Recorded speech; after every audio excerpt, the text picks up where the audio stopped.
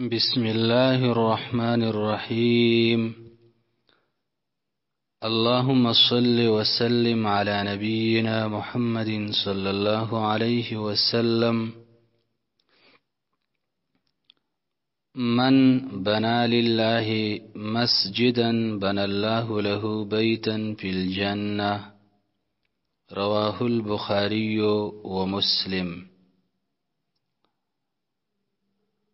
د دې حدیث مطلب دا دی د الله رسول صلی الله علیه وسلم فرمایي چا چې د الله رب العالمین د رضا لپاره یو مسجد جوړ کو، جماعت جوړ کو، اگر چې وړوکې جماعت ولی نه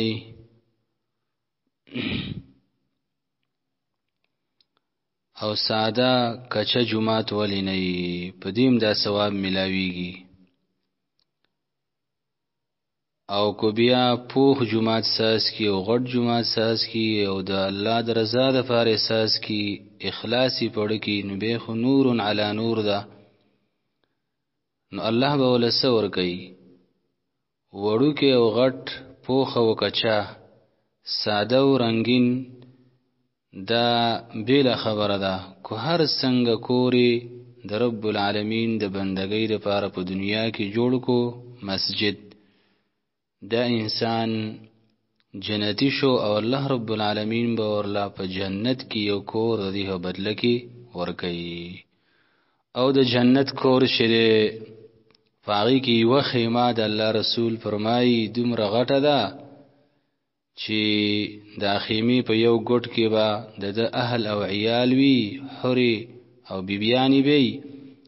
او په غبل ګټ کې به بل بیبي او بل حوري او یو بل بنینی ډیر لري والی د وجنا. سبحان الله. او 60 ذراعا 60 میلا او بر طرف تبا 80 میلا اوچتوی دا غیوه خیمه 80 میلا 80 گزنه میل سم لغټي. بختور دی هغه انسانان چې الله ول پیسې ورکړي او د رب العالمین د پاره دنیا کې یو کور ساس کی په اخلاص او الله دې قبول کی. الله رب العالمین دې منګ او تاسو لم وسرا کی او رب العالمین ته سګران نه ده. من بنا چا چې جوړ کو لله د الله تعالی د پاره، دی لله کی اشاره د اخلاص ته چې د الله د پاره به جوړه چې الله خوشاله شي. مسجدن یو جماعت بن الله نو جوړ بکی الله تعالی له دلرا بیتن یو کور فی الجنت په جنت کې. رواه البخاری و مسلم. من صنع إليه معروف فقال لفاعله جزاك الله خيرا فقد أبلغ في الثناء. دی حدیث کی یو مسئله بیانیږي هغه دا چې تا سره چا خېګړه وکړله، هر څه خېګړه چې وا، کو دنیوي خېګړه وا کو دینی خېګړه رسو وکړه، لکه سبق ته خود او دارنګه د دین یو مسله ته بیان کړه او یای درلا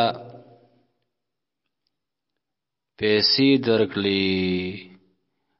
طعام د باندې خړل او به د باندې وسکلي خدمت د لوکو او تاو تو ویل چې جزاک الله خیرا، نور سوس دینه کېده چې بدله ول ادا کی، دا بدله ادا کول دم سنت عمل له خو زده غوستنه کېده و دی ویل چې جزاک الله خیرا بدله در کی تعالی را الله تعالی غره. نو تاور لا په صفت کې او په شکر ادا کولو کې خډیر والے وکو یعنی تا ول خصنا ویلا گویا کی تا ول سم ډیر صفت کړی دی دا غډیر صفت نه هم دا خبره ډیره بهتره ده چې ورته وی جزاک الله خیرا بدل در کی تعالی الله تعالی غور او رب العالمین ول ورکین ابستار صفت نډیر خامخ اوچتی من صنع من هغه څوک صنع چې وکړل شي الیه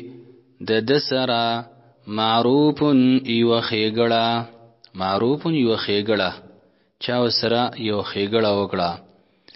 فقال او اول دی سړی لفاعله کون کی د دیتا د دینه کوي او د خېګړې کون کی ته ویل جزاک الله بدل دی در کی تعالی الله تعالی خیرا غرا فقد ابلغان یقینا د ډیرواله او کو فی السناء په صفت داغه کې گویا کې سم ډیر صفت ور لکړره رواه ترمذی من کان ذا وجهین فی الدنیا کان له یوم القیامه لسان من نار رواه الدارمی د دې حدیث مفهوم دا دی مطلب دا دی کوم انسان چې دنیا کې دوه مخې وي دوه مخې انسان د رب العالمین نه دی خوښ دوه مخې انسان څوک دی دوه مخې هغه دی چې د مسلمان سره ځان مسلمان کوي چې زه کلک مسلمان یم او ستا ملګری یم او ستا خیرخواه یم او کافر سره ځان د هغه ملګری کوي هغه د ځان ملګری ښکاره کوي او د مسلمان خلاف ځان ښکاره کوي د دنیا د لالچ د پاره د دنیاوی مفاد د پاره کله د مسلمان خال راضي او کله د کافر خال ورزي دو مخې وي دا رنګ اوس راشه کافر او مسلمان پرې دا اوس د خپل مسلمانانو سره مثال ورکا دا هم به کې داخليږي چې دو مسلمانان دي خدای هغیو په خپل منځ کې د یو بل سره ورانه ده او یو درېمګړی راشي دی یو لم ورزي ځان او ملګری ښکارا کوي دا غبل بدی وي او غبل ورزي هغه تم ځان ملګری ښکارا کوي او دی بل بدی وي دوه مخې وي نو دا انسان با الله جهنم ته داخلي ور باندې به الله سوځي او دی انسان لبا الله رب العالمین د ووري وجب ورکی چې دغه جواب وباسي او دنکې به د ور جبه او دغه ور دا جواب هم داخلو د تعالو د اوري سوځي نو دی وجنا خالص مومن کېدل پکار دی پاک مومن شه او دارنګا د حق ملګری شه باطل د ځان ملګری مخکاره کوه او د رب العالمین نه یې راکوه د چا نه یې مکوه من کان هغه څوک چې وي ذا وجهین خاوند دوه مخونو ذا وجهین دوه مخې وي ذا وجهین دوه مخې وي فی الدنیا په دنیا کې کان له وی با د پارا فی یوم القیامت پر ورځ د قیامت باندې لسان من نار جبا د ورنا من رأى عورة فسترها كان كمن أحيا موؤودة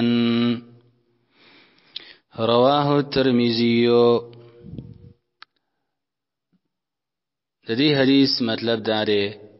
تراولګېدلی او د یو مسلمان عیب دی ولید په یو مسلمان کې دی یو عیب ولید یو نقصان مثال به تور په ګناه باندې دی ولید هغه کې یو نقصان او تا پی ولید او تا په پرده راواچوله او دا عیب دی ولا پټ کو، هغه عیب دی ورله پټ کو، نقصان دی ولا پټ کو. نو د دې پرده راچون کې انسان چې په خپل رور مسلمانی پرده راوچوله دومره ثواب وشو گویا کې هغه ژوندۍ خخکړې شوی ماشومه هغه را ژوندۍ کړی دا. الله اکبر، دومره ثواب گویا کې وشو چې یو روغ مسلمان ته یو روغ انسان ته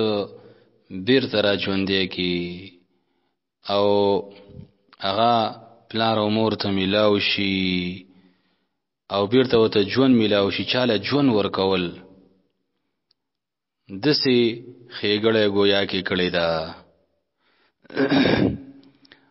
نو مسلمانانو باندې پردې راچول دا ډیر لوی عمل له حدیث کې راغلی دی چا چې مسلمان باندې پرده راواچوله الله په دنیا او آخرت کې پردې راواچي. الله بستا عیبونه پټ کی کو د بل عیبونه دی پټول او کو چرته چا د چا عیب راخکارا کو پردې تی اوچا تکړه